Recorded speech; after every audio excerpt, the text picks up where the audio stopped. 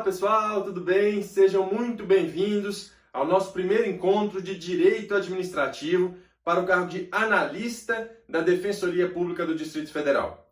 Eu sou o professor Daniel Mesquita, sou defensor público do Distrito Federal, sou membro dessa carreira que em breve vocês integrarão também, dessa instituição que vocês em breve integrarão, e é com muita honra que estou aqui para falar com vocês. Fui também procurador do Estado do Paraná por aproximadamente 6 anos e também fui analista, mas lá no Ministério Público da União. Sei a importância desse cargo, vendo a atuação dos analistas da Defensoria, sei a importância do cargo também por ter sido analista e quero muito contribuir para que você alcance esse seu objetivo. Antes de começarmos a nossa aula propriamente dita, pessoal, nós teremos aqui alguns encontros para trabalhar o nosso edital de Direito Administrativo. Perdão. Eu gostaria de indicar para vocês, de dar uma dica de estudo, se vocês me permitem, nessa reta final do seu concurso e partindo da minha experiência em relação ao que eu mesmo apliquei nas minhas aprovações, eu gostaria de sugerir a você que foque esse momento dos seus estudos em momentos pontuais, em dicas pontuais, em estudos pontuais direcionados, como esse curso intensivo aqui do CPIURIS com essa seleção de temas que nós fazemos baseados naqueles temas mais relevantes para a sua prova, nos aspectos jurisprudenciais mais quentes, não é mais aqueles dos momentos, né, apostas. Não há tempo da gente fazer uma revisão completa nesse momento, mas nós podemos fazer um direcionamento baseado em provas anteriores, baseado em linha de estudo para a banca Sebrasp.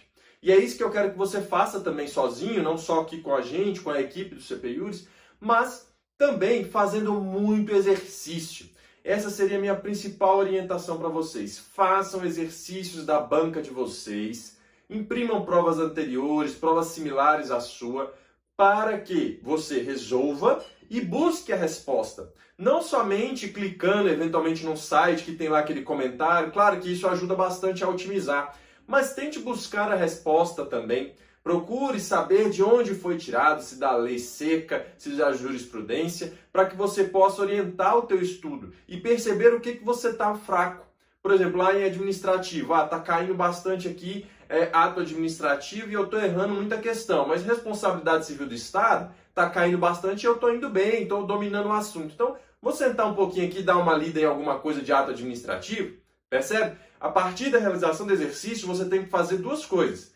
Identificar quais temas você está mais fraco e identificar quais temas são os de predileção da banca. E a partir daí, dirigir bem o teu estudo. Beleza? Essa é uma estratégia que eu usei muito nos concursos que eu fui aprovado, inclusive para a Defensoria do DF, usei muito essa estratégia, após estar estudando já, claro que com alguma bagagem, e isso me direcionou bastante para o estudo específico daquela carreira. Tá bom? Certo? Sem maiores delongas, pessoal, queria só deixar essa dica inicial. Eu vou ministrar então a aula de Direito Administrativo para vocês. Aqui eu deixo meus meios de contato. No Instagram você pode me seguir ou mandar um direct para alguma dúvida eventual mais pontual, @prof_mesquita, e meu e-mail, danielmesquita@aejur.com. Você pode mandar um e-mail diretamente para mim e, claro, que as suas dúvidas você também pode tirar aqui na central de dúvidas do CPIURIS. A nossa equipe vai certamente entrar em contato com você para ajudá-lo. Tá bom?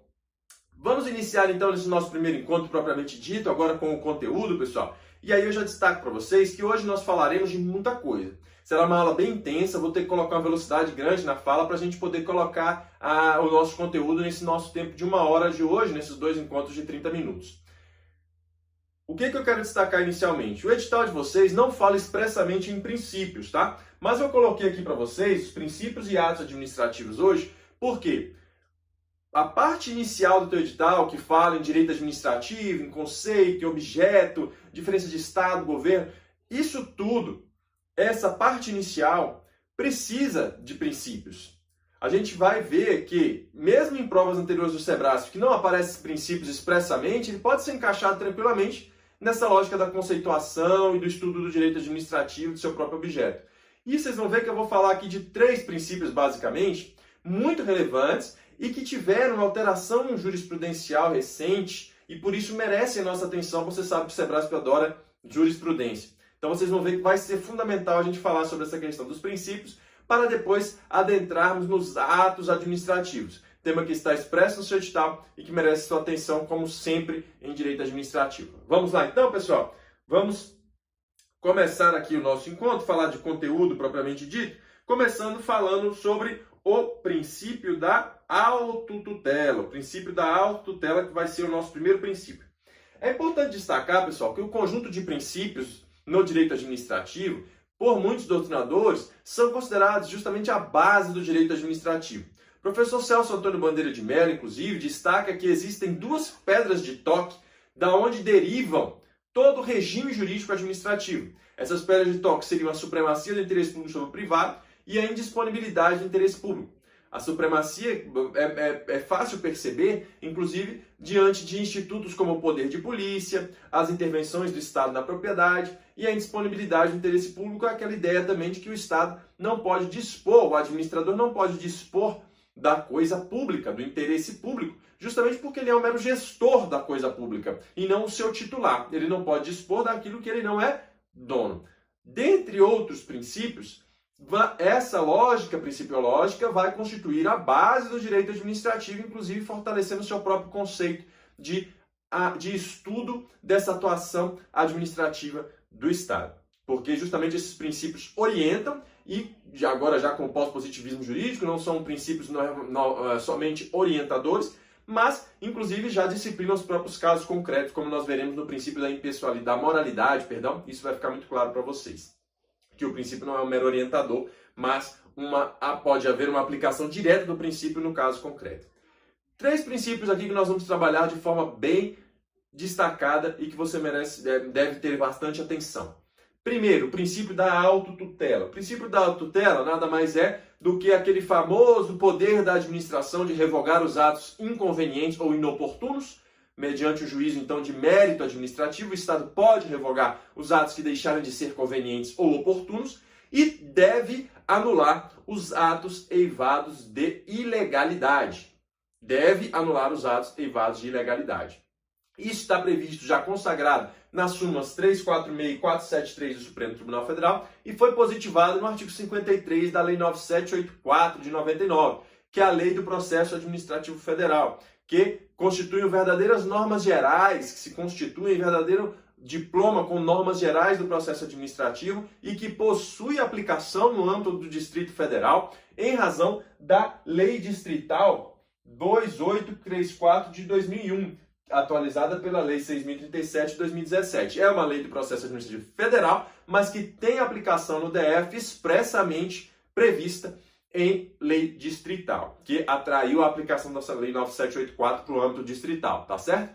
Então, mas o que eu quero destacar para vocês aqui nesse tempo que nós temos a respeito de um curso intensivo?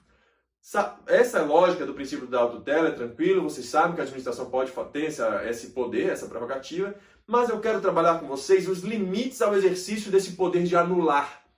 Quais são os limites que a administração possui para anular um ato administrativo? Esses limites que são oriundos até mesmo da segurança jurídica e da boa-fé, a ideia de necessidade de estabilização das relações jurídicas. E o primeiro limite que eu quero trabalhar com vocês está lá na Lei 9784, no seu artigo 54. O que diz o artigo 54 da Lei 9784? O direito da administração de anular os atos administrativos de que decorram efeitos favoráveis para os destinatários decai em 5 anos, contados da data em que foram praticados, salvo comprovada má-fé. O que nós temos aqui desse artigo 54? O direito de administração anular os seus atos administrativos de que decorram efeitos favoráveis para a administração decai, ou seja, é um prazo decadencial, em 5 anos, decadencial de 5 anos, contados da data em que foram praticados. Essa é a nossa regra para anular um ato administrativo, esse nosso limite. 5 anos, prazo decadencial de 5 anos, contados da data em que foram praticados. Salvo má-fé. A própria lei, então, já traz uma exceção. Se o ato foi praticado com má-fé, ele poderá ser anulado, ainda que após esse prazo de 5 anos. Existe outra situação excepcional que merece destaque, trazida pela jurisprudência do Supremo Tribunal Federal. Antes de avançar a ela, eu preciso destacar para vocês o seguinte. Nós temos aqui esse prazo de 5 anos, que, como eu falei para os senhores e para as senhoras, o artigo 54 da Lei 9784, a Lei 9784, é aplicado no âmbito distrital, existe lei distrital expressa que traz para o âmbito do Distrito Federal a aplicação dessa Lei 9784. Mas o STJ já entendeu, e em entendimento sumulado 633 do STJ, que não havendo lei específica no Estado, no município, que trate do processo administrativo, especialmente em relação ao seu prazo para anular os atos administrativos, pode haver a aplicação subsidiária da Lei 9784 de 99. Então, ainda que a lei distrital não tivesse dito expressamente que a Lei 9784 se aplica no âmbito distrital, o STJ entende que essa lei pode ser aplicada subsidiariamente. Súmula 633 do STJ, a Lei 9784 de 99, especialmente no que diz respeito ao prazo decadencial para a revisão de atos administrativos no âmbito da administração, pode ser aplicada de forma subsidiária aos estados e municípios, se inexistente norma local específica que regule a matéria, certo? Então, temos aí que esse prazo decadencial é previsto expressamente na Lei 9784, a lei distrital traz essa aplicação para o DF, mas mesmo que não trouxesse, a possibilidade de aplicação subsidiária. Num estado, por exemplo, outro, que não tenha uma lei específica, pode aplicar o prazo de 5 anos. Se tiver uma lei específica, aí aplica o prazo específico da lei que existe lá no âmbito do estado membro, ok? Outro ponto importante. Vimos que o prazo é decadencial de 5 anos, contados da data em que foram praticados, certo? Salvo má fé. Esse termo inicial pode sofrer alteração. A Lei 9784 de 99, como eu já disse, é de 99, não é? E se esse ato foi praticado antes da Lei 9784 de 99, qual que é esse termo inicial? Vai contar da data em que o ato foi praticado, mesmo que anterior à lei? O STJ tem entendimento consolidado também de que se o ato foi anterior à edição da Lei 9784 de 99, o prazo para a sua anulação conta da data de entrada em vigor da lei, qual seja 1º de fevereiro de 1999. É o entendimento da Corte Especial, mandado de segurança 9112 do DF. Então, quais são as informações que nós já temos? Prazo para a administração anular o ato administrativo é decadencial, de 5 anos, contados da data em que foram praticados. Esse prazo de 5 anos pode ser aplicado, da lei federal, pode ser aplicado no âmbito estadual e no âmbito do DF, se fosse o caso, de maneira subsidiária. Mas no DF existe uma lei distrital específica que aplica a Lei 9784 no âmbito do Distrito Federal. Esse termo inicial de contado da data em que foi praticado pode ser alterado se esse ato foi praticado antes da entrada em vigor da Lei 9784, porque aí vai contar não da data em que o ato foi praticado, mas da data de entrada em vigor da lei. E aí eu mencionei para vocês, o finalzinho lá, a exceção. Tem alguma exceção nos prazos de 5 anos? Nós já sabemos que sim, salvo má fé. Se houver má fé, então o ato administrativo pode ser anulado após o prazo de 5 anos. Isso é uma exceção já trazida no artigo 54 da Lei 9784 de 99. Mas o Supremo Tribunal Federal traz outra exceção. Qual é? Se o ato a ser anulado afronta de maneira evidente, gritante, flagrante, prima facie a Constituição Federal. Qual foi o caso que o Supremo Tribunal Federal percebeu isso e fixou esse entendimento? O caso mais significativo foi na hipótese em que o indivíduo tomou posse em um cargo público sem a aprovação no concurso público. Nós temos que a Constituição Federal, no artigo 37, inciso 2º e parágrafo 2º, expressamente prevê que para ocupar, via de regra, né, para ocupar um cargo público, exige-se a aprovação em concurso público. Seria possível, então, ao indivíduo alegar que eu entrei sem concurso público, mas já passou o prazo de 5 anos, não pode agora anular a minha posse, a minha nomeação? Seria possível isso? O Supremo entendeu que não, ainda que ele não esteja de má fé, né? Ainda que ele não esteja de má fé. Às vezes, dependendo do local, a pessoa nem sabe que tem que passar no concurso, alguma coisa do tipo. Então, ou há alguma dúvida interpretativa, no caso de remoção de cartórios, que antes da Constituição não se exigia, depois passou a se exigir, né? Nesse caso, então, de afronta direta à Constituição, que o indivíduo tomou posse num cargo público sem a devida aprovação no concurso, o Supremo entendeu que não se pode enfraquecer a Constituição, fragilizar a sua força normativa, simplesmente pelo decurso do tempo. E não poderia o indivíduo aí alegar proteção, a ideia do princípio da segurança jurídica ou de proteção à confiança. Veja aqui o que diz o Supremo, número 5 aqui, A inconstitucionalidade prima facie evidente impede que se consolide o ato administrativo acoimado desse gravoso vício em função da decadência. Então, esse prazo decadencial de 5 anos não é suficiente para retirar a força normativa da própria Constituição. Deve prevalecer a previsão constitucional, certo? Então temos lá, exceção, salvo má-fé e salvo se o ato a ser anulado viola de maneira flagrante, gritante, a Constituição Federal. Dentro desse mesmo sentido, o Supremo analisou a situação da concessão indevida de anistia política. O que é isso aqui? Essa anistia política, prevista lá no ADCT, é concedida para aqueles indivíduos que foram perseguidos politicamente lá no período da ditadura militar. Imagine a situação, por exemplo, o caso concreto que o Supremo analisou, de um indivíduo que integrava a aeronáutica e foi desligado da aeronáutica.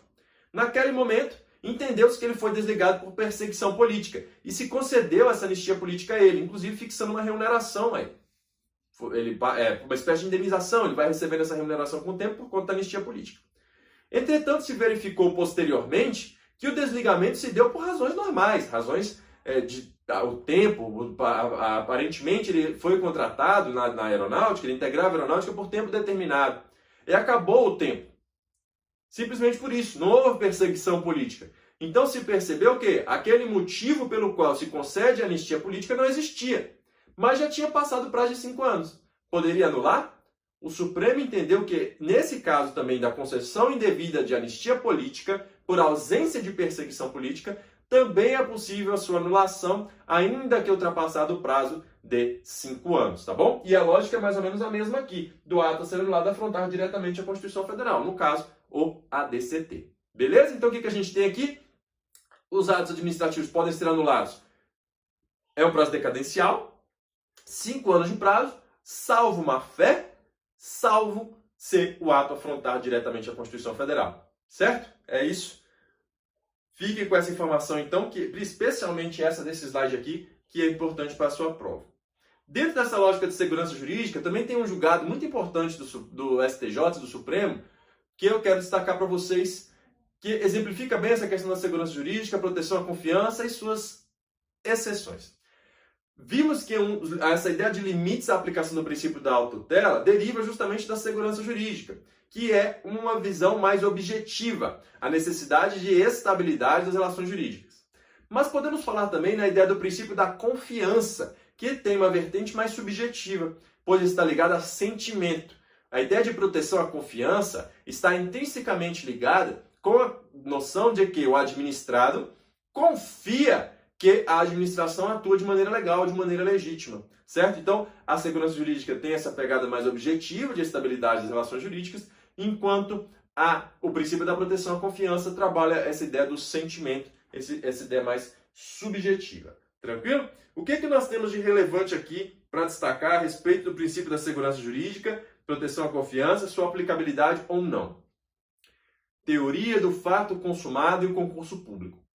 Teoria do fato consumado. O que é essa teoria do fato consumado? A grosso modo, é aquela ideia de que aquela situação possui uma irregularidade. Mas é pior desfazer essa irregularidade, vai trazer mais danos desfazer essa irregularidade agora, do que mantê-la. Então, é pior anular e desfazer tudo que já foi lá para trás. A anulação tem o efeito ex nunc, retroativo, né? Ex tunc, retroativo. É pior desfazer tudo do que deixar do jeito que está. Dentro desse contexto, imagine a seguinte situação. O indivíduo passa na primeira fase do concurso público, chega na segunda, é reprovado. Ele ingressa com uma liminar e para continuar no certame. O concurso dele tem ainda prova física, ou uma prova oral, alguma coisa desse tipo. Ele continua com base nessa liminar, é aprovado, toma posse no cargo, já trabalha lá há 5, 6 anos, já passou inclusive estágio probatório, e ainda não teve a decisão final de mérito a respeito do caso dele. Chegando lá no final, ele pode alegar a teoria do fato consumado para ser mantido no concurso público, alegando aí segurança jurídica e o princípio da confiança da administração? Segundo o Supremo Tribunal Federal, não, ele não pode alegar esses princípios da segurança jurídica e estabilidade das relações jurídicas e o princípio da confiança. Por que não? Porque aqui Se houvesse essa situação de aplicação da teoria do fato consumado, estaria se negando a aplicação da Constituição Federal, ainda mais uma regra tão cara como é a do concurso público. Artigo 37, inciso 2, parágrafo 2º. Estaria-se aí fragilizando a Constituição Federal. Além disso, não se pode alegar o princípio da confiança, porque o indivíduo que toma posse com base liminar sabe que a liminar tem caráter precário e que pode ser revista a qualquer momento. Assim o Supremo se manifestou. E isso é tema de repercussão geral importantíssimo, que já foi alvo de cobrança na prova da magistratura do Ceará, que eu trouxe aqui exemplificativamente para vocês por ser da banca Sebrasp. Vamos ver aqui o julgado. O STF entende que após o exercício em cargo público por força de decisão judicial de caráter provisório, que é a liminar, não implica a manutenção em definitivo do candidato que não atende à exigência de prévia aprovação em concurso público. 37, inciso 1. Valor constitucional que prepondera sobre o interesse individual do candidato, que não pode invocar na hipótese o princípio da proteção da confiança legítima, pois conhece a precariedade da medida judicial. Então, repercussão geral, o Supremo Tribunal Federal não aplica a teoria do fato consumado para aquele indivíduo aprovado em concurso público com base em liminar. Isso caiu na prova da magistratura do Ceará, Sebrasp, sua banca. O princípio da proteção da confiança legítima não autoriza a manutenção em cargo público de servidor público empossado por força de decisão judicial em caráter provisório, posteriormente revista, ainda que decorridos mais de 5 anos da investidura no cargo. Aqui é correto. Ainda que decorridos mais de 5 anos da investidura do cargo, ele não vai poder alegar essa teoria do fato consumado. Beleza? Isso ficou claro para vocês? E aí que vem aqui um aprofundamento bacana, um pulo do gato, um diferencial para a tua prova que pode aparecer. Informativo 666 do Superior Tribunal de Justiça. Informativo recente e muito significativo no âmbito do direito administrativo. Lá nesse julgado, o Superior Tribunal de Justiça analisou uma situação parecida com essa. O indivíduo tomou posse no concurso público, foi aprovado no concurso público com base liminar, tomou posse no cargo público de policial rodoviário federal. Isso lá no ano de 1999. Agora, em 2020, que vai haver a decisão final, o provimento jurisdicional final. Tem mais de 20 anos que ele está trabalhando como policial rodoviário federal. Pode haver aplicação da teoria do fato consumado nesse caso? Se a gente fosse ver aí a aplicação da repercussão geral do Supremo, ele teria que sair, não é? Não se aplica a teoria do fato consumado. Entretanto, o STJ, analisando as peculiaridades desse caso, especialmente o excessivo decurso do tempo, aplicou a chamada técnica do distinguishing, quando se tem um precedente, e não vai se aplicar aquele precedente por algum fator de diferente, aplica-se a técnica da distinção, não é isso? O distinguishing para dizer, aparentemente se aplica, aqui se encaixa a repercussão geral, mas esse caso possui elementos que exigem uma distinção, que é justamente esse decurso do tempo significativo. O desfazimento de toda essa situação já prolongada de 20 anos causaria um dano para aquele indivíduo e até social muito maior do que a sua manutenção, certo? Então, só um parênteses aqui também, temos o distinguishing e o overruling, né? O distinguishing é essa distinção e o overruling seria a ideia de superação, de entender que aquele precedente não se aplica mais, que é a superação é o overruling, tá? O distinguishing é essa distinção. Aqui o que o Tribunal de Justiça fez foi a distinção dos julgados. Então, aqui nessa hipótese, que foi julgada pela primeira turma, mas que a segunda turma tem julgados no mesmo sentido, entendeu-se que vai aplicar a teoria do fato consumado, porque houve um excessivo decurso de tempo, mais de 20 anos, e aí geraria mais prejuízo do que benefício desfazer toda essa situação, certo? Então tenham cuidado com a questão do jeito que apareceu na tua prova. Via de regra, aplica lá o Supremo em repercussão geral, não aplica a teoria do fato consumado em concurso público naquele indivíduo que foi aprovado por meio de liminar. Mas o STJ tem esse caso específico envolvendo o policial rodoviário federal, que tomou posse em 1999, 20 anos depois, aí sim aplicou a teoria do fato consumado. Certinho? Entenderam bem aí a diferença? Qualquer dúvida, entre em contato comigo. Isso aqui saiu no informativo 666 do STJ. Avançando aqui quanto aos princípios. Moralidade administrativa, que nós vamos falar agora. Moralidade administrativa é um princípio-chave da administração, volta aí até aos enunciados do princípio da lei de improbidade administrativa, que é uma lei que tem caído muito em prova de concurso, né? Vamos trabalhar aqui o princípio da moralidade agora, com essa noção de atuação da administração de maneira ética, da chamada boa administração. E o que mais cai em prova do Sebrasp a respeito do princípio da moralidade? É a vedação ao nepotismo. Súmula vinculante número 13. Súmula vinculante número 13. Aí vocês leiam depois com calma, claro, aqui a súmula vinculante número 13, a noção básica de que o indivíduo não pode contratar o seu parente até o 3º grau, inclusive, para ocupar um cargo na administração pública. E também é vedado o nepotismo cruzado, ou seja, eu não posso contratar o seu parente para você contratar o meu para a gente fugir dessa vedação. Mas o que mais cai nesse ponto? São as exceções. Primeira coisa que a gente pergunta é, existe a súmula vinculante número 13 vedando o nepotismo. Súmula vinculante pode trazer alguma inovação, alguma vedação que já não exista? Não, por quê? Princípio da legalidade, não é? Só a lei que pode te obrigar a fazer ou deixar de fazer alguma coisa.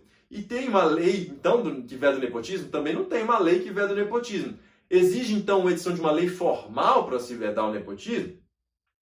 Não, o Supremo Tribunal Federal já disse que não se exige essa edição da lei formal. E aí, o que eu vou dizer para vocês aqui? Aqui vem aquela noção que eu mencionei no início do pós-positivismo jurídico, de que os princípios não são meros vetores de interpretação.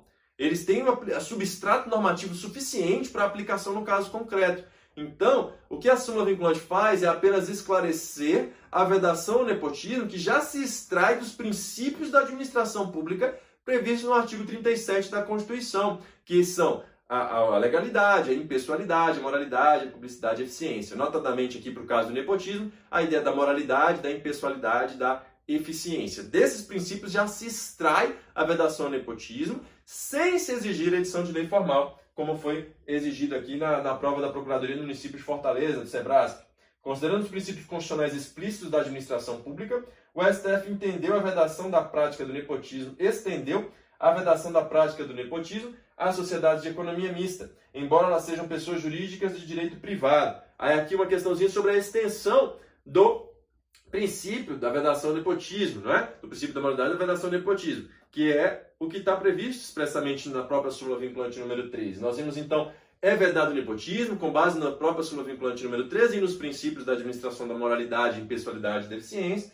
E essa vedação ao nepotismo é aplicada na administração pública direta e indireta, em qualquer dos poderes da União, dos Estados, DF e dos municípios, compreendido ajuste mediante designações recíprocas, que é o chamado nepotismo cruzado que eu mencionei para vocês. Então, se pega a administração direta e indireta, pega a sociedade de economia mista e a empresa pública, não é? São pessoas jurídicas de direito privado integrantes da administração indireta. Então, tá certo aqui o item, não é? Considerando os princípios constitucionais explícitos da administração pública, o STF estendeu a vedação da prática do nepotismo às sociedades de economia mista, embora sejam pessoas jurídicas de direito privado, mas integram a administração indireta. Não é isso? E quais são as exceções que eu mencionei para vocês a esse nepotismo? Quando que vai poder contratar esse parente e não vai ser considerada uma violação à súmula vinculante número 13? A primeira e a que mais cai, cargos políticos. Então, se o nosso governador aqui do DF, Ibanez, quer contratar a esposa dele para ser secretária de alguma pasta, pode. Se fosse seguir a vedação ao nepotismo, não é? Mas o Supremo entende que essa situação é excepcional. Cargo político pode. O Supremo disse que não pode só quando houver uma manifesta irrazoabilidade na nomeação.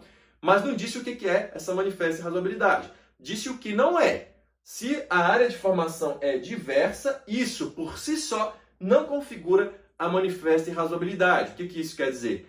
Se, por exemplo, vai nomear para a Secretaria da Fazenda, aqui é hoje denominada Secretaria da Economia, um indivíduo que é formado em artes cênicas, a formação é completamente distinta, você concorda? Nesse caso, há manifesta irrazoabilidade, isso por si só não configura essa manifesta irrazoabilidade. O simples fato de possuir uma área de formação distinta não configura essa manifesta irrazoabilidade aqui, tá bom? Então, exceção é cargo político. Se houver manifesta irrazoabilidade, aí continua sendo vedado, tá bom? Cargos efetivos. O que é cargo efetivo? Aquele que o indivíduo ocupa mediante aprovação em concurso público.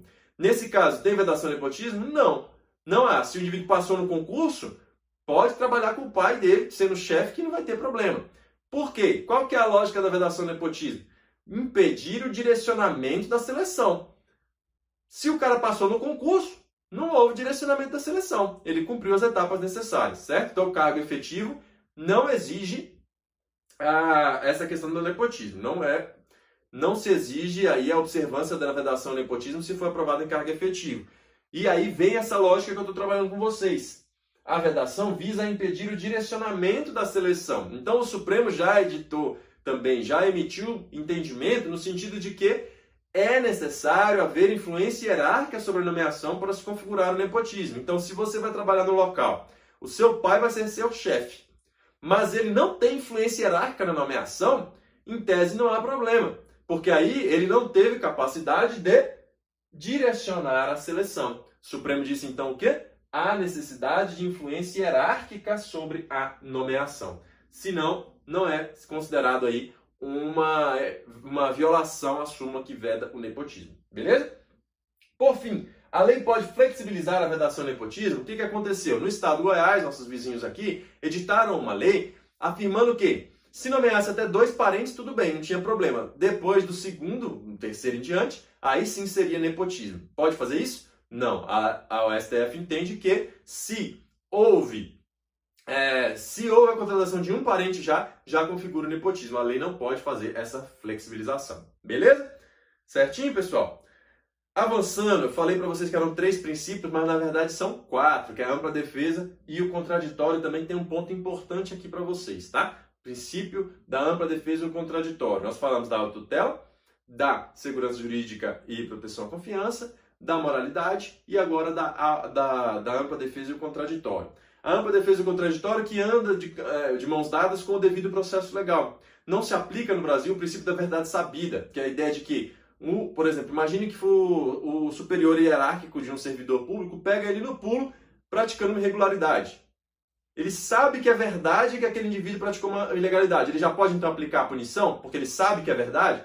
Não, deve ser instaurado um processo administrativo, uma sindicância, observando aí a ampla defesa e o contraditório, tá bom? Então, não se aplica o princípio da verdade sabida no Brasil. Temos 3 súmulas vinculantes que o SEBRASP adora e que eu preciso destacar para vocês, especialmente a última, que tem uma evolução jurisprudencial importante também. Primeiro delas, súmula vinculante 5. A falta de defesa técnica por advogado no processo administrativo disciplinar não ofende a Constituição. Então, precisa ter advogado no PAD? Não. Pode ter? Pode, mas não precisa. Já houve até a proposta de cancelamento dessa súmula, mas não vingou. Súmula vinculante 21. É inconstitucional a exigência de depósito ou rolamento prévio de dinheiro ou bens para admissibilidade e recurso administrativo. Isso aqui é muito na seara tributária até, tá, pessoal? Exigir esse depósito, leis municipais, leis locais que exigem esse depósito para recorrer. Isso aqui o Supremo entende que é inconstitucional, que é uma violação ao princípio da pluralidade de instâncias e do próprio direito de petição. Essas 2 súmulas eu só queria pincelar para vocês lembrarem delas. Mas essa aqui que a gente vai trabalhar um pouquinho mais, que é a súmula vinculante número 3. Nos processos perante o Tribunal de Contas da União, isso se replica nos estados, DF municípios, os municípios onde houver o Tribunal de Contas, assegura-se o contraditório e a ampla defesa quando da decisão puder resultar anulação ou revogação de ato administrativo que beneficie o interessado, excetuada a apreciação da legalidade do ato de concessão inicial de aposentadoria, reforma e pensão. Como que é isso aqui? Preste bem atenção. O que a súmula vinculante diz para começo de conversa? Se a análise do TCU puder resultar anulação do ato que traga benefício para o administrado, deve haver ampla defesa e contraditório. Então, tem contraditório e ampla defesa no âmbito dos processos que tramitam no TCU, certo? Exceto a apreciação da legalidade do ato de concessão inicial de aposentadoria, reforma e pensão. O que é isso aqui? Isso aqui é o ponto mais importante. Quando o indivíduo pede aposentadoria, por exemplo, digamos que ele trabalha no Ministério da Fazenda, e isso vai se replicar, tá? No âmbito distrital, estadual, como eu mencionei. Ele pede aposentadoria e já sai, certo? Se eles deferem, claro, ele está aposentado. Mas aí o Ministério da Fazenda manda esse processo lá para o TCU, que vai fazer o chamado registro dessa aposentadoria. Vai apreciar a legalidade, se tiver tudo ok, ele faz esse registro da aposentadoria. Somente com a junção de vontades do Ministério e do TCU que vai haver a formação completa do ato. Antes dessa manifestação do TCU, o ato sequer está completo. Nós vamos falar sobre os atos administrativos e vamos ver que isso é o ciclo de existência do ato. Que o ato vai estar perfeito a partir dessa manifestação de vontade do TCU. Essa junção de vontades de 2 órgãos autônomos formando um ato só é um chamado ato complexo, certo? Então, o que nós percebemos aqui? Quando dessa apreciação da legalidade do ato de concessão inicial da aposentadoria, o TCU ainda está se manifestando como uma etapa de formação do ato, e não para anular um ato. Ele pode dizer que é ilegal, mas isso ainda está sendo uma formação do ato e não uma anulação. E a súmula diz o que aqui? Que quando puder resultar anulação ou revogação, deve haver ampla defesa e contraditório. Nessa hipótese final, não vai haver contraditório e ampla defesa, porque não é hipótese de anulação ou revogação. É ainda uma etapa de formação do ato, certo? Compreenderam bem? Então, daí nós tiramos as seguintes situações. Regra 1, deve ser respeitado o contraditório e ampla defesa. Exceção, não há contraditório e ampla defesa no caso de concessão da apreciação da legalidade da concessão inicial de aposentadoria, reforma e pensão. Por quê? Porque trata-se de um ato complexo. O registro pelo TCU faz parte da formação do ato. Não se trata de uma revisão dele. Aí o que se percebeu? Esse processo chegava no TCU e ficava lá, ó, um tempão parado. Aí o cara que já estava aposentado, 10 anos depois, é surpreendido com a notícia de que a aposentadoria dele era ilegal. O Supremo, para minimizar essa situação, entendeu num primeiro momento o quê? TCU, você vai ter 5 anos para analisar esse processo, contados da data que o processo chegar no TCU. Senão, você vai ter que abrir contraditório para a defesa.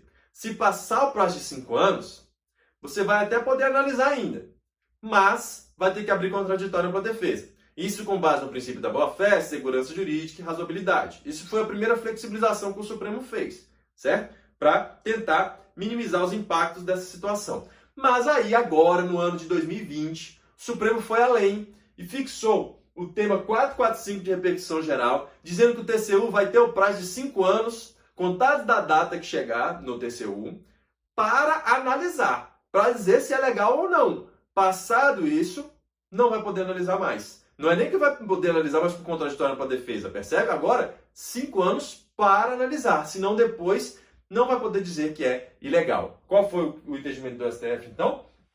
Os tribunais de contas estão sujeitos ao prazo de 5 anos para julgamento da legalidade do ato de concessão inicial de aposentadoria, reforma ou pensão, a contar da data da chegada do processo à respectiva Corte de Contas, em atenção aos princípios da segurança jurídica e da confiança legítima.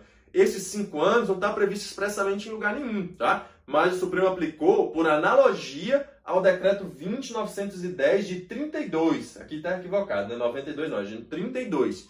Esse prazo de 5 anos desse decreto aqui é o prazo lá da responsabilidade civil para o particular ajuizar uma ação de indenização contra o Estado, tá? Então, esse prazo de 5 anos do particular para ajuizar uma ação contra o Estado foi aplicado analogicamente aqui para fixar esse prazo de 5 anos para o TCU analisar a legalidade da concessão da aposentadoria, ou reforma ou pensão.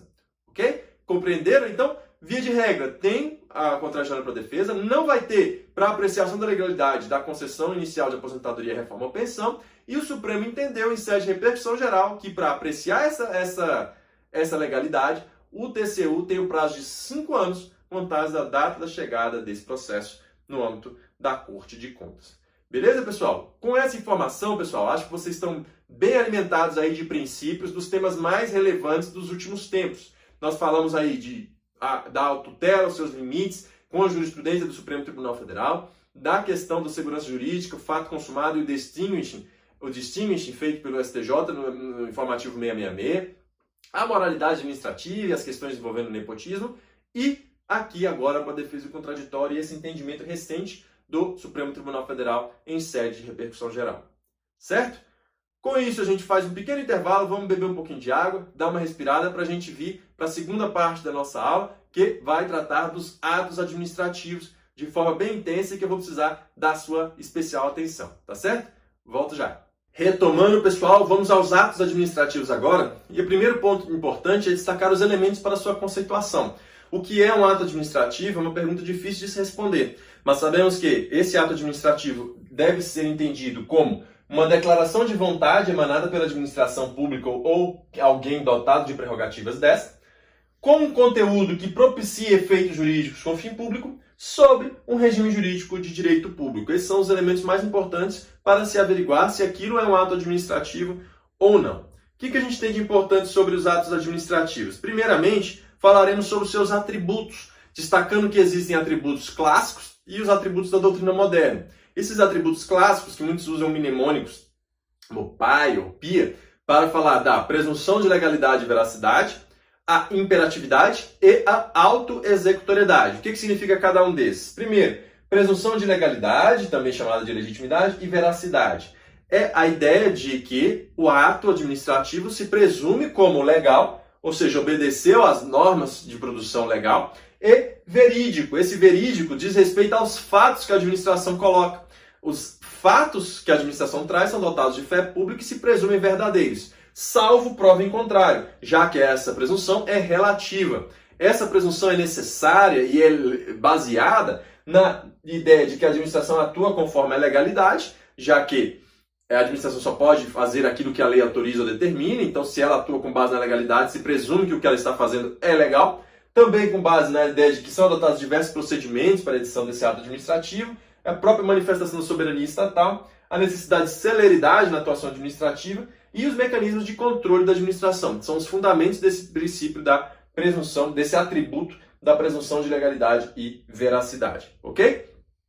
Imperatividade, ou também chamada como coercibilidade, é a ideia de imposição ao administrado independentemente da sua manifestação, da sua concordância. Não está presente em todos os atos, nem tudo que a administração faz é uma imposição de algo. Presunção de legalidade e veracidade está presente em todos os atos. Imperatividade e a autoexecutoriedade, não. A autoexecutoriedade, por sua vez, que vem lá do direito francês também, pode aparecer em eventual prova, essa ideia aqui do privilégio da ação d'office, é a possibilidade da administração executar materialmente algo, independentemente de ordem judicial. É a ideia de dissolver uma passeata tumultuosa, de derrubar um muro numa construção clandestina, certo? Então é botar a mão na massa, é a administração ir lá e desfazer a ilegalidade. Isso se houver previsão legal, nem sempre é possível essa autoexecutoriedade. Deve haver previsão legal nesse sentido, ou ser uma situação emergencial, certo? É importante, dentro desse contexto da autoexecutoriedade, destacar que ela é uma coerção direta. Então, não é assim um simples estímulo para que a ilegalidade não aconteça.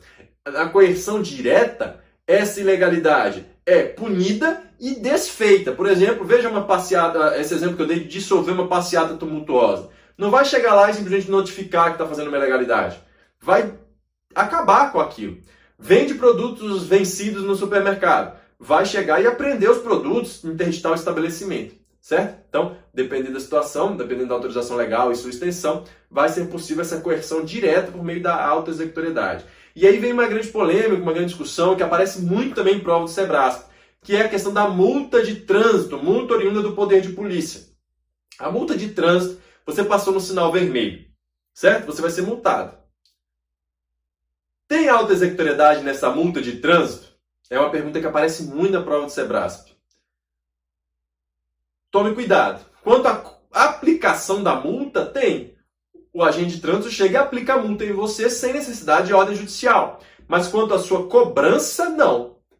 Mas, professor, não pode mandar uma carta me cobrando? Pode, mas isso não é coerção direta. Coerção direta é, por exemplo, o sistema Bacenjude, no processo civil, que vai lá e pega o dinheiro da sua conta para pagar a multa. Isso é autoexecutoriedade, isso é coerção direta. Então, para aplicar, ele pode mandar uma cobrança e aí você vai ter que pagar. Mas ir lá no seu patrimônio e tomar o dinheiro não vai poder. Então a multa tem autoexecutoriedade quanto à sua aplicação, mas não quanto à sua cobrança. Certo? Ficou claro isso? Isso é bem importante, tá, pessoal? Tem que ficar bem claro para vocês. Então, os atributos clássicos do ato administrativo: presunção de legalidade e veracidade, imperatividade e autoexecutoriedade. A doutrina mais moderna traz ainda a exigibilidade e a tipicidade. A exigibilidade é a aplicação de punição ao particular sem necessidade de ordem judicial. Então, é próxima da autoexecutoriedade essa conceituação. Mas aqui nós temos um meio de coerção indireto. Ou seja, há uma punição, mas não desconstitui em si a irregularidade. Que é justamente essa questão da multa de trânsito. Há punição, mas a irregularidade não foi desconstituída, não foi desfeita, não foi lá no teu patrimônio e tirou o dinheiro, por exemplo. Não foi a dissolução da passeata tumultuosa. Percebe? Então, há um estímulo para que você não faça mais aquilo. Há a punição, que é um estímulo para que você... É uma punição, né? E um estímulo para que você não faça mais aquilo, mas não há essa autoexecutoriedade de desfazer a ilegalidade. Por sua vez, temos ainda a tipicidade, que é muito exemplificada pela professora Maria Silva Zanella de Pietro, no sentido de que para cada ato administrativo, para cada finalidade buscada, existe um ato administrativo específico. Para cada finalidade, existe um ato administrativo específico. O que diz a professora Maria Silva Zanella de Pietro? Que essa ideia da tipicidade deriva do princípio da legalidade, impedindo a produção de atos atípicos ou inominados. É a observância das previsões legais e definições dos limites da discricionariedade, tá? Então toma cuidado na tua prova se ele quer saber os clássicos ou esses mais modernos também. A prova geralmente tem dito, o enunciado geralmente tem dito os atributos clássicos, os atributos mais modernos, tá bom? Você vai conseguir diferenciar bem na hora. Vamos avançar aqui, ó. Veja só essa questão, ó. Caiu para juiz, né? De 2019 do Sebrasp. De acordo com a doutrina administrativista clássica e majoritária, são atributos dos atos administrativos. Quais são, que a gente acabou de ver? É a letra C, né? Não, a letra B, perdão. A presunção de legitimidade, a imperatividade e a autoexecutoriedade. A presunção de legitimidade, a imperatividade e a autoexecutoriedade. A tipicidade e a exigibilidade vão ficar lá os atributos mais modernos. Beleza? Viram aí como a questão trabalha essa questão? Já falando dos clássicos, né? Avançando dos atributos, nós falamos dos planos de existência, validade e eficácia do ato administrativo. Bem rapidamente, só para você entender o que significa cada uma dessas etapas. Primeiro, a existência. Quando se fala em existência no ato administrativo, estamos pensando se ele cumpriu todas as etapas de formação. É a ideia do ato chamado perfeito, que passou por todas as etapas do ciclo de formação. Quando se fala em validade, estamos pensando agora na observância dos procedimentos legais necessários, se está de acordo com o ordenamento jurídico, não é? Então, temos aí uma análise da conformidade com os requisitos estabelecidos pelo ordenamento jurídico. E, por fim, temos aí a situação da eficácia, que é a aptidão para produzir os efeitos jurídicos. Dentro dessa noção de eficácia, temos também aí que estar atentos à sua execuibilidade, que é realmente poder fazer. Então, e isso vai estar ligado à condição e o termo. O ato pode estar existente, válido, eficaz, mas estar sujeito a uma condição, a um termo, um evento futuro e incerto, um evento futuro e certo. Então o ato já está todo pronto, mas somente vai produzir efeitos após a data tal. Certo? Então vai deixar de produzir efeitos após a data tal. Então isso vai ter impacto na execução do ato administrativo. Essa situação de existência, validade e eficácia pode ser vista a partir de um gráfico com esses círculos, em que o ato pode ser tanto existente quanto inválido e eficaz. Então, ele é existente. O que significa dizer que o ato é existente? Cumpriu as etapas de formação, mas ele está em descompasso com as normas legais e mesmo assim está apto a produzir efeitos jurídicos. Existente, completou o ciclo de formação, inválido e ineficaz. Pode ser existente, válido e eficaz. Pode ser existente, válido e ineficaz. O número 3 aqui, né, seria o meiozinho aqui desses círculos, que seria o cenário ideal, né? Existente, válido e eficaz. Pode ser existente, válido e ineficaz e inexistente, que se não tiver nem completado o ciclo de formação, sequer vai ser possível analisar as etapas seguintes. Beleza? Certinho? Deu para entender aqui esse panorama geral? É isso que tem caído em prova, pessoal. Saber o que significa cada uma dessas etapas e analisando essas possibilidades aqui, que é importante que você entenda que o ato pode se enquadrar nessas categorias aqui. Beleza? Tranquilo? Vamos lá, que tem muita coisa para a gente ver aqui ainda, por isso a velocidade da fala. Peço desculpas se estiver acelerando um pouquinho, qualquer coisa você pausa, volta um pouquinho para poder entender melhor, ou então entre em contato com a gente para sanar qualquer dúvida que apareça. Agora, os elementos do ato administrativo. Há muita polêmica doutrinária, que elementos são esses, mas nós vamos seguir aqui os elementos clássicos da ação popular, previstos na Lei de Ação Popular, que são a competência, finalidade, forma, motivo e objeto. Vamos falar um pouquinho de cada um deles e alguns detalhes mais relevantes. A competência, primeiramente, é aquela ideia da atribuição de um determinado poder, de determinadas atribuições para aquele determinado órgão, aquele determinado agente público. que nós temos aqui na competência? Temos como características a sua improrrogabilidade, ou seja, ela não pode ser passada para outra pessoa por conta de decurso de tempo, né? Ou perdê-la por decurso de tempo. A competência você não perde por não exercê-la há algum tempo. É irrenunciável, não se pode renunciar a essa competência porque é algo previsto em lei. Mas o que cai muito em prova, com base lá na Lei 9784 a respeito da competência, é a sua delegação, que é a transferência de parcela das suas atribuições para outro órgão, outro agente público, por razões de índole técnica, social, territorial, entre outras.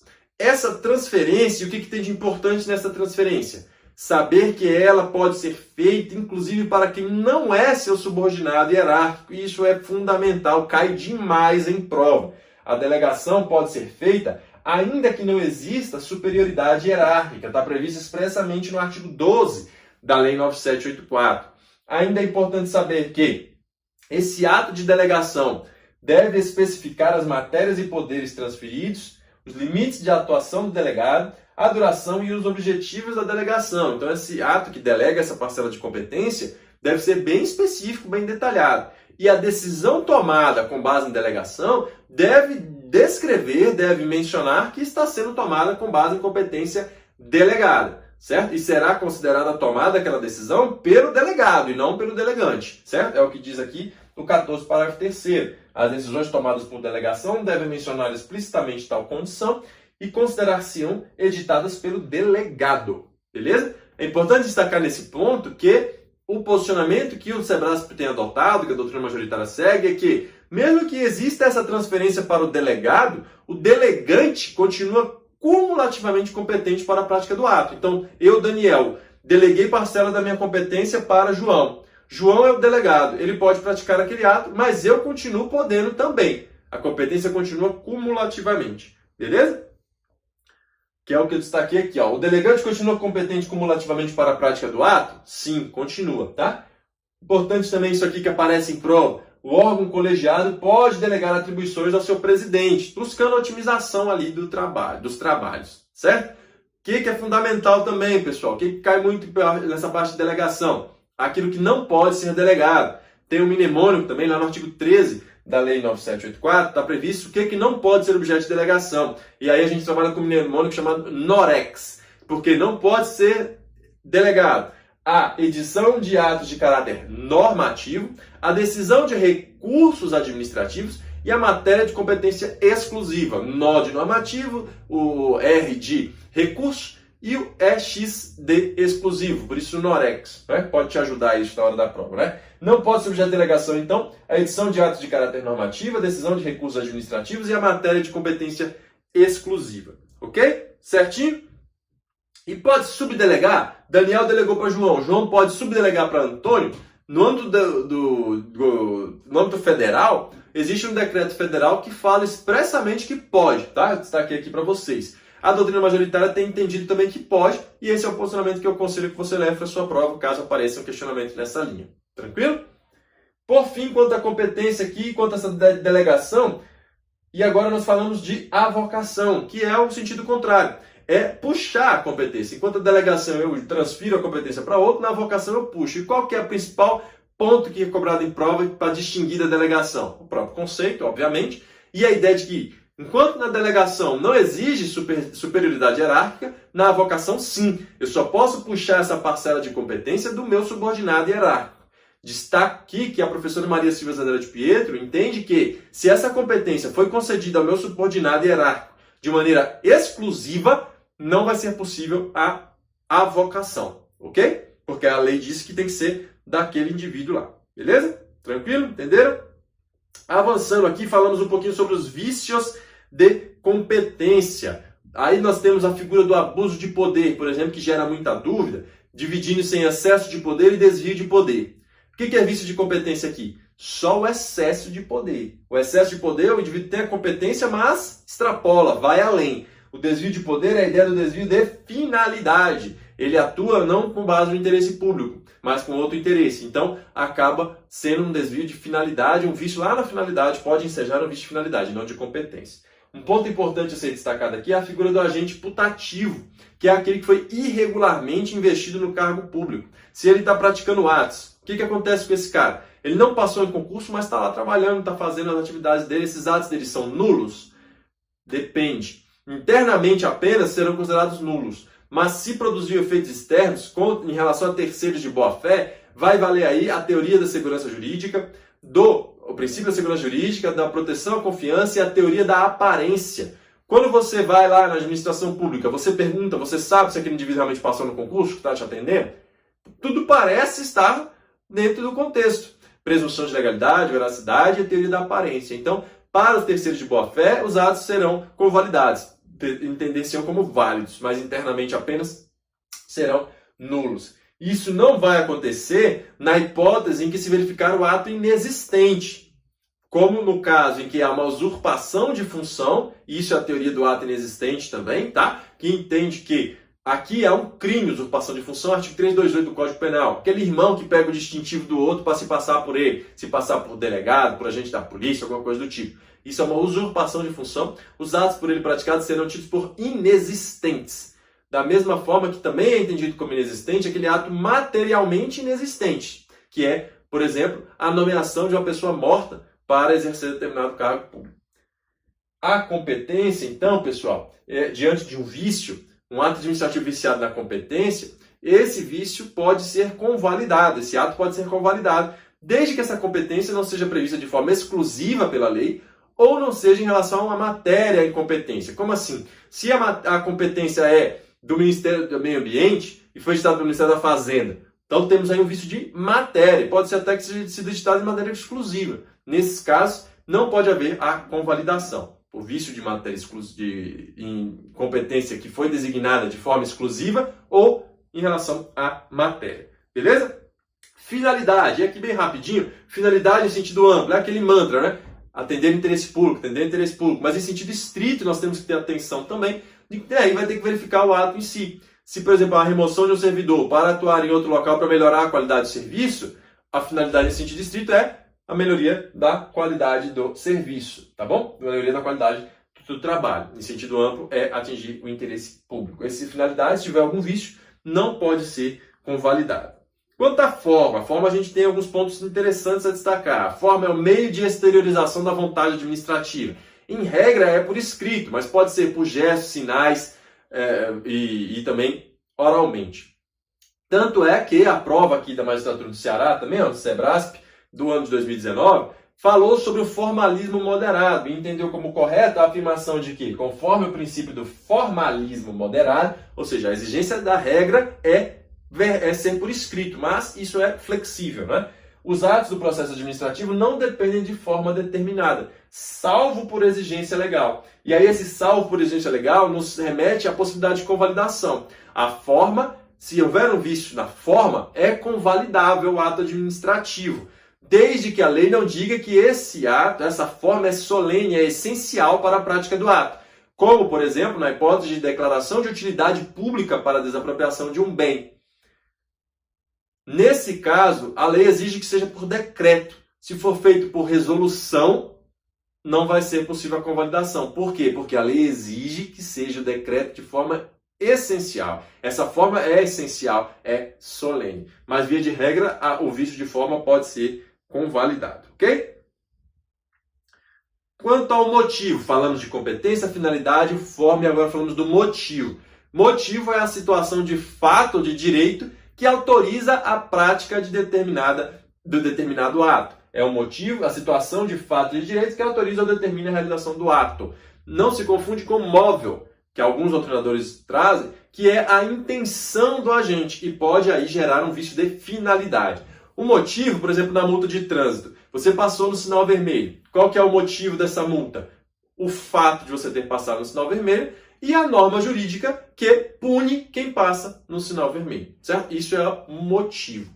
Que também não se confunde com a motivação, que é a exteriorização do motivo. É botar no papel o motivo, certo? Então, motivação é a exteriorização do motivo. E a falta de motivação não significa falta de motivo, mas pode gerar aí uma violação ao elemento forma. Dentro desse contexto, eu destaco para vocês a chamada teoria dos motivos determinantes. Que traz qual é a noção trazida pela teoria dos motivos determinantes? deve haver compatibilidade com a situação de fato, o ato administrativo, não é? Deve trazer compatibilidade com a situação de fato que gerou a manifestação de vontade. O que significa isso aqui? Um exemplo clássico que é cobrado no SEBRAE, que eu vou mostrar para vocês, que já caiu em provas de altíssimo nível. Uma pessoa que ocupa um cargo em comissão pode ser desligada desse cargo a qualquer momento. É a ideia da característica de ser demissível ad nutum. Mas se você coloca no papel que o motivo pelo qual ele foi desligado foi porque ele era preguiçoso ou porque cometeu algum ato ilícito, e depois se prova que isso era mentiroso, que isso não era verdadeiro, que isso era inverídico, o ato será anulado. Por quê? Com base na teoria dos motivos determinantes. Porque o ato deve-se guardar compatibilidade com o fato, com a situação de fato que gerou a manifestação de vontade. Claro que nesse meu exemplo, depois ele pode eventualmente voltar e depois ser desligado de novo, mas sem indicar o motivo, né? Mas se ele coloca no motivo, se ele motiva lá, dizendo que o motivo que levou à prática daquele ato é X, esse X deve ser verdadeiro. Se não, pode ser que o ato seja anulado. Beleza? Essa situação foi enfrentada em duas provas de maneira muito similar do SEBRASP aqui, ó, delegado federal e da magistratura federal. Vejam, rapidamente aqui, ó. Um servidor público efetivo em exercício de cargo em comissão foi exonerado ad nutum em razão de supostamente ter cometido crime de peculato. Posteriormente, a administração reconheceu a inexistência da prática do ilícito, mas manteve a exoneração do servidor, por se tratar de ato administrativo discricionário. Aí vem a assertiva. Nessa situação, o ato de exoneração é válido, pois a teoria dos motivos determinantes não se aplica a situações que configuram um crime. Não tem nada a ver. O motivo aqui foi inverídico. Logo, pela teoria dos motivos determinantes, o ato de exoneração deve ser anulado. Mesma coisa aqui, ó. Situação. Um servidor público efetivo indicado para a cargo em comissão foi exonerado ad nutum sob a justificativa de haver cometido assédio moral no exercício da função. Posteriormente, a administração reconheceu a inexistência na prática do assédio, mas permitiu a exoneração do servidor por se tratar de ato administrativo discricionário. Assertiva. Nessa situação, o ato de exoneração é válido por não se aplicar a teoria dos motivos determinantes? Errado, está errado. Aplica-se a teoria dos motivos determinantes porque se comprovou que o motivo era inverídico. Viu como cobrou aqui muito parecido em duas provas em anos seguintes? Aí aqui eu pego o gancho para dizer, façam questões, façam provas. Lembra que eu mencionei isso no início da aula? Aqui, ó, quem tivesse feito a prova de magistratura federal aqui, ó, estudando em casa, fez essa prova, depois chega aqui nessa aqui, ó, vai ficar feliz de ver que cobrou a mesma coisa praticamente, não é? Avançando, estamos falando do motivo e de motivação, né? A motivação do ato administrativo, dizer os motivos, exteriorizar os motivos, em regra deve ser prévia ou concomitante à prática do ato, né? Mas já aconteceu situação que o STJ entendeu que essa motivação pode ser posterior, desde que o motivo que ensejou a prática do ato tenha sido anterior à prática do ato. O que aconteceu? O cara foi removido para outro setor.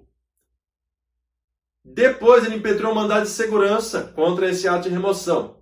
Nas informações do mandado de segurança, a administração veio e fundamentou, motivou as razões que levaram à remoção. E destacou a existência de situação de fato e de direito que existia já antes da remoção. Então, o que o STJ diz? Em regra, a motivação deve ser prévia ou anterior, mas pode vir a ser posterior, desde que o motivo seja anterior ou concomitante, certo? Isso foi julgado no STJ, no agravo regimental, mandado de segurança 40427, certo? Então, a possibilidade de motivação posterior, desde que o motivo seja existente quando da prática do ato, ok? Entenderam mesmo essa distinção, né? De motivo e motivação? Podemos avançar então para o objeto. O que é o objeto do ato? O objeto é aquilo que o ato objetiva, preconiza, enuncia, declara. Então, a remoção do servidor, que nós estamos falando aqui. Qual que é o objeto da remoção? É a remoção em si. É diferente da finalidade em sentido estrito, que é talvez o objetivo imediato, que é a melhoria da qualidade do serviço. Então, o objeto é o fim imediato, a remoção, enquanto a finalidade é o fim imediato, melhoria da qualidade do serviço. Tranquilo? Entenderam? Veja mais uma questão aqui, para a gente exemplificar a forma que tem sido cobrado nas provas do Sebrasp. Promotor do Piauí. O chefe do Poder Executivo Estadual baixou a resolução pela qual declarou ser de utilidade pública para fins de desapropriação determinado imóvel particular, situado no território respectivo ente federado. Nessa situação, o referido ato administrativo foi levado de vício quanto? O que eu falei para vocês quando eu falei da necessidade da possibilidade da forma ser convalidada?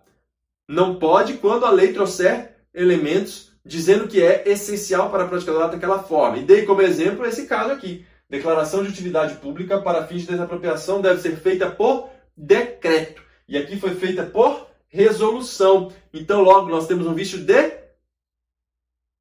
forma. Letra A é a nossa resposta, tá? E não vai poder ser convalidado. Vai ter que editar o ato novamente. Avançando, pessoal, já vamos encaminhando aqui para os finalmente da nossa aula. Ainda tem um pouquinho para avançar. Vamos acelerar. Classificação dos atos administrativos. Esse tema é um pouco chatinho, mas eu peço sua atenção, porque eu vou destacar só 3 classificações aqui, que são as que mais aparecem em prova. A primeira delas nós já até mencionamos alguma coisa, que é quanto à formação e o número de vontades. O ato será considerado simples quando houver uma vontade única. Será considerado complexo quando houver mais de uma vontade. Essas vontades possuem um certo grau de autonomia e elas juntas formarão o ato por completo. Então, no ato complexo, nós temos 2 ou mais vontades autônomas que se unem para a formação do ato, como aquele caso lá da aposentadoria da súmula vinculante número 3 entre o Ministério da Fazenda e o TCU, que eu mencionei para vocês, tá bom? O ato composto é um pouco diferente. Existe mais de uma vontade, mas somente uma vontade é a principal. As outras são acessórias, como um visto, uma confirmação. Enquanto no ato complexo as vontades têm grau de autonomia, no ato composto há mais de uma manifestação de vontade, mas uma é autônoma, uma é principal e as outras são acessórias. Importante destacar aqui a manifestação dos órgãos colegiados, que não configuram atos complexos nem compostos. Na verdade, a manifestação do colegiado é uma vontade única, é um ato simples coletivo, ok? Não se confundam quanto a isso. Quanto aos efeitos, como é que nós podemos classificar os atos? Os atos podem ser constitutivos, modificativos ou desconstitutivos, à medida que criam, modificam ou extinguem a relação jurídica. Podem ser declaratórios, quando declaram uma situação pré-existente. E podem ser os chamados, e esse aqui é o que mais aparece em prova dessa classificação, enunciativos. São aqueles que visam preservar direitos e afirmar situações pré-existentes. Visam preservar direitos e afirmar situações pré-existentes. Indicam juízo de valor, certificam ou atestam algo. Juízo de valor num parecer, certificam numa certidão ou atestam num atestado. Então, parecer, certidão e atestado são exemplos de atos enunciativos. E, por fim, quanto à função da atividade administrativa. Aqui são chamados atos negociais. Esses atos negociais estampam uma situação de quase um negócio jurídico, mas que acaba ficando ainda como um ato administrativo. Eles são atos que trazem vontades que se unem em busca de um fim, mas não constituem um negócio jurídico propriamente dito. Atos negociais. Exemplos que vai deixar mais claro isso na tua cabeça são a autorização, a licença e a permissão. A autorização de um bem público, a permissão de uso de um bem público, por exemplo, são exemplos clássicos de atos negociais, ok? Guardem bem esses 2 aqui que são importantes. Quanto à extinção dos atos administrativos, pessoal, o que a gente tem para falar disso para ir caminhando aqui para o nosso fim também? Primeiro, vamos destacar algumas modalidades que normalmente não são tão trabalhadas. Nós falamos muito de anulação, revogação, mas essas aqui são importantes também e estão previstas expressamente no teu edital. Então, o ato pode ser extinto de forma natural, quando cumpre os seus efeitos, né? O ato cumpriu os seus efeitos, está extinto. A renúncia, o próprio beneficiário do ato abre mão. E temos as hipóteses de retirada do ato. Primeira delas, a caducidade do ato administrativo. Na caducidade do ato administrativo, o ato é editado com base em uma norma jurídica e essa norma jurídica é modificada posteriormente. E aquele ato anterior, então, não se mostra mais compatível com aquela nova norma. Assim, há a caducidade do ato administrativo. Norma jurídica posterior torna inadmissível a situação anterior, na qual o ato tinha sido editado. Não confunda a caducidade do ato com a caducidade do contrato de concessão do serviço público. A caducidade do contrato de concessão do serviço público é a extinção desse contrato em razão do inadimplemento do particular, tá? Que é diferente, completamente diferente da caducidade do ato administrativo. Contraposição do ato. Contraposição ou derrubada. É a ideia da edição de um ato posterior que é incompatível com o anterior. Por exemplo, a nomeação e a posterior exoneração. Tranquilo isso daqui, né? E a cassação do ato. O particular descumpre as condições fixadas pela administração pública. Você tirou sua carteira de motorista. Você tem a sua licença para dirigir. Nesse caso, dentro da legalidade. Mas você começa a tomar um monte de ponto na carteira. Ou seja, o que você fez? Descumpriu as regras que a administração pública impôs a você para manter a sua carteira. O que vai acontecer então? Vai ser cassada a sua carteira, a sua licença para dirigir. Além dessas hipóteses, temos então as famosas hipóteses de revogação e anulação.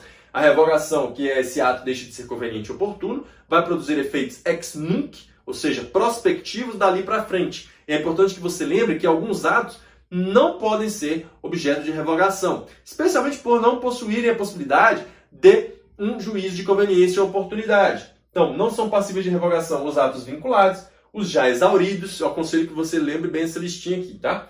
Atos que geraram direitos adquiridos, os atos enunciativos, o parecer, o atestado, a certidão. Tem juízo de conveniência e oportunidade aqui? Não, então não tem como falar em revogação, não é?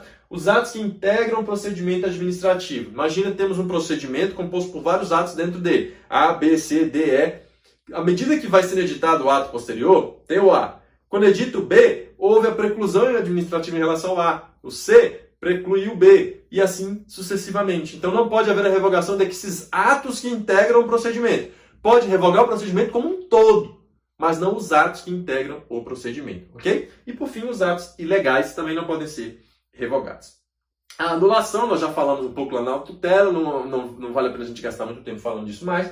A ideia do vício de legalidade, lembrar lá do prazo de 5 anos, o artigo 54 da Lei 9784, e vai acontecer com efeitos retroativos. Entretanto, tem-se admitido a possibilidade de modulação desses efeitos, tá? Então, esse efeito que deveria voltar até a origem pode ser modulado para que vá dali para frente, por exemplo, ok? Isso aí é um avanço do entendimento doutrinário jurisprudencial. E por fim, só arrematando a ideia da convalidação, que nós já mencionamos, que é aquela hipótese de manutenção de um ato administrativo eivado de alguma ilegalidade.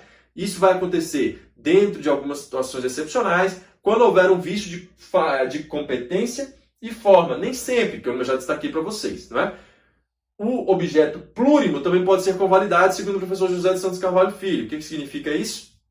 O ato tem, por exemplo, 3 objetos. Então, se há um vício quanto a um deles, pode continuar quanto aos demais, certo? Então, segundo o professor José de Santos Carvalho Filho, mas aí já é uma posição bem específica, via de regra, somente pode convalidar nos casos de vício de competência ou forma, e nem sempre, né?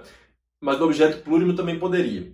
A lei seca fala que seria uma faculdade da administração essa convalidação, mas a doutrina entende que seria um poder-dever. Se pode convalidar, convalide, já que isso seria um ganho para a administração em eficiência e em celeridade, certo? Sempre é importante lembrar que a convalidação exige alguns requisitos, não é qualquer ilegalidade que pode ser convalidada. Esses requisitos estão lá no artigo 55 da Lei 9784, que são a inexistência de lesão ao interesse público, a inexistência de prejuízo a terceiros e o vício ser sanável. Então, somente os vícios sanáveis podem ser convalidados e não pode haver aí lesão ao interesse público e nem a terceiros.